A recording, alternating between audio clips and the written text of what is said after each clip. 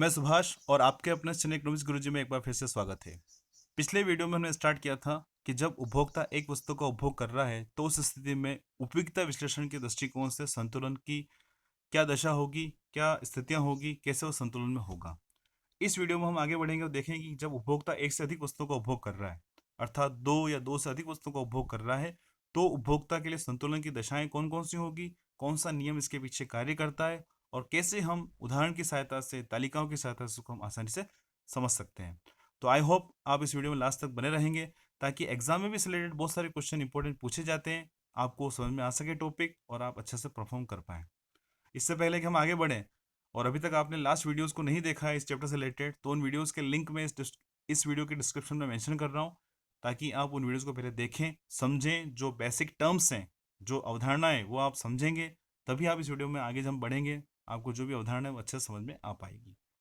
तो आइए शुरू करते हैं कि जब एक से अधिक वस्तुओं के उपभोग की स्थिति में उपभोक्ता का संतुलन होता है या उपभोक्ता का संतुलन में समझना होता है, तो कैसे उसको समझा सकता है, कैसे उसको आसानी से हम तालिकाओं की सहायता से, संतुलन की दशाओं की सहायता से समझते हैं। तो सबसे पहला तो बात है यहाँ पर कि जब हम एक से अधिक वस्तुओं का उपयोग लेते हैं, यानी जब उपभोग हम ये मानते हैं कि उपभोक्ता एक से अधिक वस्तुओं का उपभोग कर रहा है, तो उस स्थिति में उसके पीछे नियम जो काम करता है वो है समसीमांत उपयोगिता का नियम। एक वस्तु का उपभोग कर रहा है तो उस स्थिति में लास्ट वीडियो में देखा था कि घटती सीमांत उपयोगिता नियम यहाँ पर काम करता है। परंतु जब एक से अधिक वस्तुओं का वो उपभोग कर रहा है, देख रहे हैं आप यहाँ पर, तो एक से अधिक वस्तुओं के उपभोग की स्थिति में समसीमांत उपयोगिता नियम जो है की सहायता से उपभोक्ता के संतुलन को ज्ञात किया जाता है। यानी सबसे पहले हमें समझना होगा कि यह समसीमांत उपयोगिता नियम क्या है, किस प्रकार से काम करता है। तो ये समझते हैं यहाँ पर। तो इसके अलग अलग नाम हैं, सभी नामों को मैंने यहाँ पर दे दिया अथवा में, ताकि आप समझ पाएँ, एग्जाम अगर पूछते हैं तो आप कंफ्यूज नहीं हो कि समसीमांत उपयोगिता नियम के और कौन कौन से नाम हैं। तो समसीमांत उपयोगिता नियम को क्या कहते हैं हम? कोसेन का दूसरा नियम, अथवा प्रतिस्थापन का नियम, अथवा आमदनी के आवंटन का नियम, जो भी आय है उसको आवंटन कैसे कर रहे हैं, आवंटन का नियम कहते हैं, अथवा अधिकतम संतोष का नियम। अलग अलग इस प्रकार के इसके नाम हैं, सभी नाम को मैंने यहाँ पर दे रखा है। तो आप कंफ्यूज नहीं होना है, आपको बिल्कुल भी एग्जाम में अलग नाम से पूछा जाता है तो आपको कंफ्यूज नहीं होना है और अच्छा सा आपको इसके बारे में डिटेल में डिस्क्राइब करना है। अब बात आती है कि समसीमांत उपयोगिता नियम है क्या। समसीमांत, समसीमांत मतलब जब सीमांत उपयोगिता समान हो जाए। समान कैसे? यानी जब उपभोक्ता दो वस्तुओं को उपभोग कर रहा है, एक्स वस्तु, वाई वस्तु, इन दोनों वस्तुओं पर अपनी इनकम को इस प्रकार से एक्सपेंड करें, जो लास्ट रुपया वो एक्स पर खर्च कर रहा है और लास्ट रुपया जो वाई पर खर्च कर रहा है, उनसे मिलने वाली उसकी संतुष्टि है वो आपस में बराबर हो जाए, तो वो कहलाता है समसीमांत उपयोगिता नियम। क्या कहता है नियम ये? कि उपभोक्ता अपनी आय को दो वस्तुओं पर इस प्रकार से खर्च करता है कि उन दोनों वस्तुओं पर जो लास्ट रुपए वो खर्च कर रहा है, जो अंतिम वस्तु जो एक्स की होगी, अंतिम वस्तु जो वाई की होगी, उन दोनों वस्तुओं से मिलने वाली संतुष्टि समान होगी। इसलिए उसको कहते हैं हम समसीमांत उपयोगिता का नियम। ठीक है, तो क्या कहता है नियम? समसीमांत उपयोगिता नियम के अनुसार एक उपभोक्ता अपनी आय को विभिन्न वस्तुओं पर इस प्रकार से व्यय करता है कि प्रत्येक वस्तु पर खर्च किए गए अंतिम रुपए से प्राप्त उपयोगिता समान हो जाए। मेन बात यही है कि जो अंतिम वस्तु चाहे वो एक्स की हो या वो वाई की हो, उससे मिलने वाली उपयोगिता समान हो जाए। अथवा जब प्रत्येक वस्तु पर व्यय की गई मुद्रा की सीमांत उपयोगिता समान हो जाती है, तब उपभोक्ता संतुलन की स्थिति में होता है। तो मैंने अभी जैसा कि आपको समझाया, यही परिभाषा में दे रखा है। आप इन परिभाषाओं को लिखना चाहते हैं तो इस वीडियो को पॉज करके इन परिभाषाओं को लिख सकते हैं। अब बात आती है कि संतुलन की शर्तें कौन कौन सी होगी, कब? जब उपभोक्ता दो या दो से अधिक वस्तुओं का उपभोग कर रहा है। तो पहली शर्त, वस्तु से प्राप्त सीमांत उपयोगिता एवं वस्तु के लिए दिए गए मूल्य का अनुपात दूसरी वस्तुओं के इसी प्रकार के अनुपात के बराबर हो। मतलब साफ है कि जिस वस्तु का उपभोग किया जा रहा है उसकी सीमांत उपयोगिता और उसकी कीमत का अनुपात दूसरी वस्तु की सीमांत उपयोगिता उसकी कीमत के अनुपात के बराबर हो। ठीक है, हमने यहाँ पर क्या किया है कि दो से अधिक वस्तुएं ली हैं, जैसे कि एक्स वाई जेड एन तक। हम क्या मान रहे हैं कि उपभोक्ता एन तक वस्तु का उपभोग कर रहा है। तो उस स्थिति में संतुलन की शर्तें क्या होगी? पहली, एम यू एक्स, एक्स वस्तु का उपभोग कर रहा है तो उसकी सीमांत उपयोगिता उसकी कीमत का अनुपात, अगर वाई वस्तु का उपभोग कर रहा है तो एम यू वाई और उसकी कीमत का अनुपात। इसी प्रकार से किसके बराबर होना चाहिए? अगर वो n तक वस्तु का उपभोग कर रहा है तो n वस्तु से प्राप्त सीमांत उपयोगिता और उसकी कीमत का अनुपात, ये आपस में सभी समान होने चाहिए। ठीक है, पहली शर्त तो यह है। कब? जब उपभोक्ता 2 या 2 से अधिक वस्तुओं का उपभोग कर रहा है। दूसरी शर्त, सिर्फ अनुपात ही बराबर नहीं हो, दोनों वस्तुओं पर किया गया खर्च उसकी आय के बराबर होना चाहिए। कोई भी उपभोक्ता अपनी पास पड़ी आय से अधिक खर्च नहीं करता है, तो दोनों वस्तुओं की कीमतों के रहते हुए उपभोक्ता का खर्च जो है, दोनों वस्तुओं पर खर्च जो है वो उसकी आय के बराबर होना चाहिए। देख रहे हैं हम यहाँ पर, अगर वो एक्स वस्तु का उपभोग कर रहा है तो एक्स की मात्रा उसकी कीमत यानी एक्स वस्तु पर कुल व्यय, वाई की कुल मात्रा उसकी कीमत अर्थात वाई वस्तु पर किया गया कुल व्यय। इसी प्रकार से जितनी भी वस्तु उन सब पर किया गया कुल व्यय उसकी आय के बराबर होना चाहिए। एम क्या यहाँ पर हम क्या डिनोट कर रहे हैं? यहाँ पर एम उसकी आय। ठीक है, तो एक्स वस्तु पर किया गया खर्च, वाई वस्तु पर किया गया खर्च, इसी प्रकार से समस्त वस्तुओं पर किया गया खर्च किसके बराबर होना चाहिए? उपभोक्ता की आय के बराबर, तो ही उपभोक्ता संतुलन होगा। तो दो शर्तें हमने यहाँ पर देखी। जब उपभोक्ता 2 से अधिक वस्तुओं का उपभोग कर रहा है, कौन कौन सी? पहली कौन सी है? M X upon P X, यह है पहली शर्त। M X upon P X is equal M U upon P Y. इसी प्रकार से एन वस्तुओं का उपभोग कर रहा है तो M U N upon P N. और जब दूसरी शर्त है कि उसके जो खर्च है, दोनों वस्तुओं का खर्च है उसकी आय के बराबर होना चाहिए, X into P X plus Y into P Y. और जितनी भी वस्तु उन पर किया गया खर्च उपभोक्ता की आय के बराबर होना चाहिए। तो ये दोनों शर्तें पूरी होगी तो ही उपभोक्ता संतुलन में होगा। ये तो बात होगी 2 से अधिक वस्तुओं के बारे में। अब हम सरलता के लिए हम लेते हैं, उदाहरण मान रहे हैं कि उपभोक्ता सिर्फ कितनी 2 वस्तुओं का उपभोग कर रहा है। कितनी? सिर्फ 2 वस्तुओं का उपभोग कर रहा है। तो उपभोक्ता संतुलन में कैसे होगा वो हमें यहां पर देखना है। तो उसके लिए शर्तें सिंपल है। 2 वस्तुएं कौन कौन सी? एक्स और वाई है। तो जाहिर है एक्स वस्तु की सीमांत उपयोगिता उसकी कीमत का अनुपात किसके बराबर होना चाहिए? वाई वस्तु की सीमांत उपयोगिता उसके कीमत के अनुपात के बराबर होना चाहिए। तो ये तो है पहली शर्त। ठीक है, कब? जब एक्स और वाई दोस्तों को उपभोग कर रहे हैं। दूसरी शर्त क्या हो जाएगी?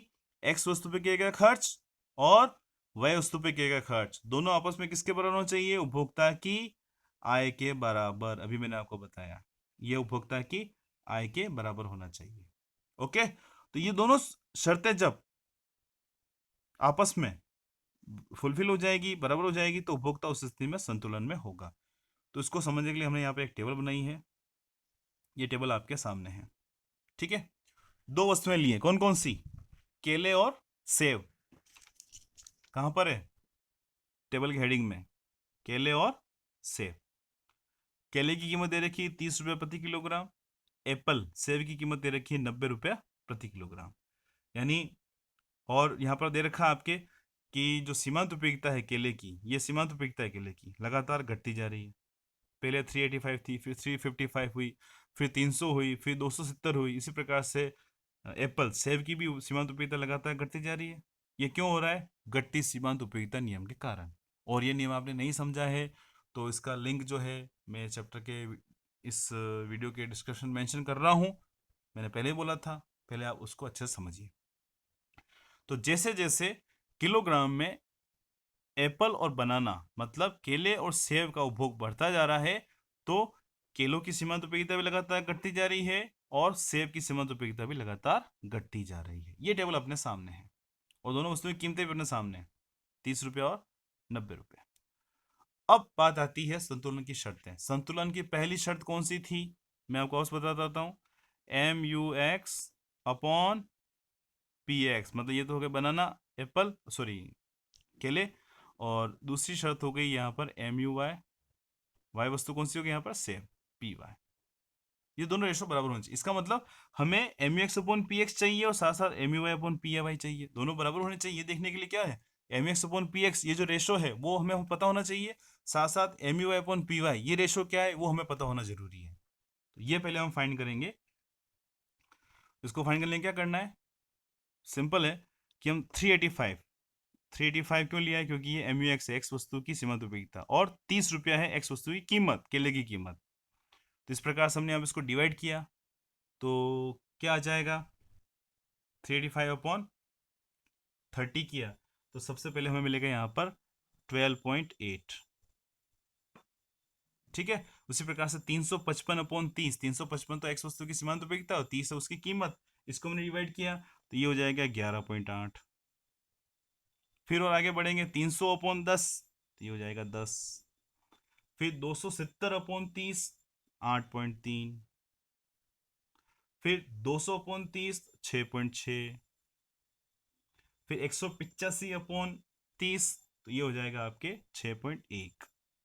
ये तो हो गया कौन सा अनुपात, M U X upon P X. ठीक है, इसी प्रकार से अब हम फाइंड करना है M U I upon P Y. इसका कलर यहाँ पर अपन चेंज करते हैं ताकि आपको समझने में सहायता रहे। तो जिस प्रकार से 385 385/30 किया है, उसी प्रकार से अब हम करेंगे 1150/90। 90 क्यों करेंगे, क्योंकि वाई वस्तु की कीमत क्या है, 90 रुपया। ठीक है, कलर थोड़ा जम नहीं रहा, कलर को थोड़ा और चेंज करते हैं अपन। कौन सा कलर लें, चलो ठीक है, यहाँ पर इसको अपन रेड ले लेते हैं। तो 1150/90 करेंगे तो इसका आंसर क्या आएगा, 12.7। फिर हमने किया 1035/90, तो यह आ जाएगा 11.5।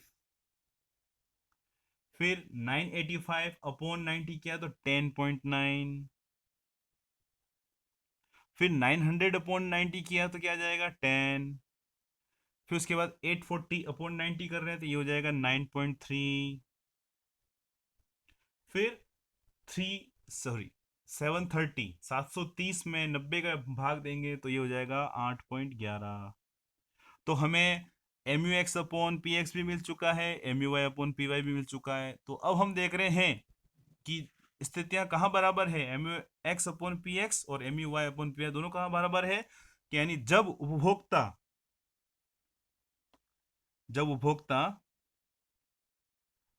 केले की 3 किलोग्राम इकाई का उपभोग करता है तो उसे कितना मिल रहा है, 10। और एप्पल की 4 इकाई का उपभोग करता है तो मिल रहा है यहाँ पर 10। इसका मतलब उसे एक्स वस्तु यानी केले का कितना उपभोग करना चाहिए, 3 किलो। और कलर थोड़ा जम नहीं रहा है, कलर चेंज करते हैं, कलर पिंक ले लेते हैं चलिए। तो यानी यहाँ पर क्या है, एक्स वस्तु अर्थात केले का उपभोग करेगा 3 किलो और वाई वस्तु अर्थात सेब का उपभोग करेगा 4 किलो, तब उपभोक्ता संतुलन में होगा। क्यों, दोनों का रेशियो जो है वो 10-10 यहाँ पर बराबर है। ठीक है, ये आप यहाँ पर देख सकते हैं, 3 किलो का उपभोग करता है तो 10 है, 4 किलो सेब का उपभोग करता है तो 10 है। तो पहली शर्त यहाँ पर पूरी हो गई, फुलफिल हो गई, M X upon P X is equal M U upon P Y. अब दूसरी शर्त पूरी होनी जरूरी है यहाँ पर। दूसरी शर्त कौन सी है, दूसरी शर्त कौन सी थी, ये देखा ना अपन ने। ये वीडियो को पॉज करके आप लिखना चाहें तो पूरा लिख सकते हैं।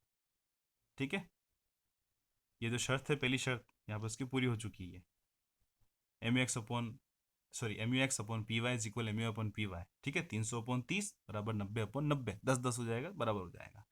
अब दूसरी शर्त है कि उसकी आय जो है, उसकी जो आय है वो दोनों वस्तुओं पर किए गए खर्च के बराबर होनी चाहिए, दोनों वस्तुओं पर जो खर्च होगा उसके बराबर होनी चाहिए। तो इसके लिए क्या शर्त थी वो भी आपके सामने। दूसरी शर्त क्या है, दूसरी शर्त तो ये है आपके सामने दूसरी शर्त, x into P X plus Y into P is equal M. मतलब x पर खर्चा और y पर खर्चा किसके बराबर होना चाहिए, उपभोक्ता की आय के बराबर। तो इसको हम यहाँ थोड़ा सा बड़ा करते हैं और आपको अच्छा समझ में आ पाएगा। हमने माना है कि उपभोक्ता के पास 450 रुपये, कितने, 450 रुपये हैं। तो क्या कर रहा है वो, एक्स वस्तु की कितनी, मतलब किलो की कितनी किलोग्राम का उपयोग किया था, 3 किलो, प्राइस क्या थी 30, तो टोटल खर्चा क्या आएगा यहाँ पर 90 रुपया। ठीक है, कलर यहाँ पर लाल ले लेते हैं। फिर उसके बाद वाई वस्तु कितना उपभोग कर रहा है, 4 किलो, प्राइस क्या थी 90 रुपये/किलोग्राम। वाई वस्तु कौन सी है, सेब, एप्पल। तो यहाँ पर उसने खर्चा कितना किया, टोटल 360 रुपये। तो 90 और 360 इन दोनों को प्लस किया तो क्या आ जाएगा, जोड़ 450 रुपये। यानी उपभोक्ता के पास जो 450 रुपये थे और जो खर्च है वो भी 450 रुपये के बराबर हो गया है, तो उपभोक्ता यहाँ पर संतुलन की स्थिति में हो जाएगा। तो यहाँ पर उसकी दोनों शर्तें पूरी हो रही, दोनों शर्तें भी आपके सामने हैं।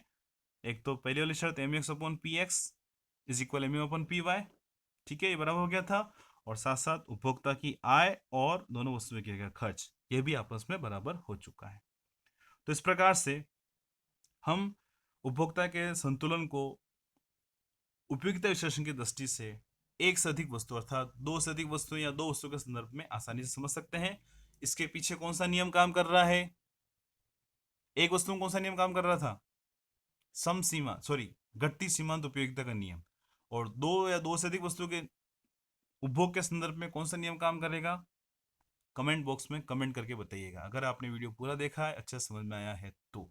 ठीक है, नेक्स्ट वीडियो में देखेंगे कि समसीमांत उपयोगिता नियम की सीमाएं क्या हैं, इसका महत्व क्या है, इसके बारे में हम डिटेल में समझेंगे जानेंगे। इस वीडियो में बस इतना ही, मिलते हैं नेक्स्ट वीडियो में। अगर आपको वीडियो अच्छा लगा है, कॉन्सेप्ट समझ में आए हैं तो वीडियो को लाइक जरूर करें, नहीं समझ में आए तो डिसलाइक करें, कोई दिक्कत नहीं। और अभी तक आप इस चैनल को सब्सक्राइब नहीं किया है, नए व्यूअर हैं तो चैनल को सब्सक्राइब जरूर करें ताकि आने वाले नए वीडियोस की नोटिफिकेशन आपको जल्दी से जल्दी मिल जाए। और ज़्यादा से ज़्यादा इस वीडियो को शेयर भी करें अपने फ्रेंड सर्कल में ताकि उनको भी कुछ फ़ायदा हो सके। मिलते हैं नेक्स्ट वीडियो में, इस वीडियो में इतना ही। Thank you, thanks for watching. नमस्कार गुरु जी, बाय बाय।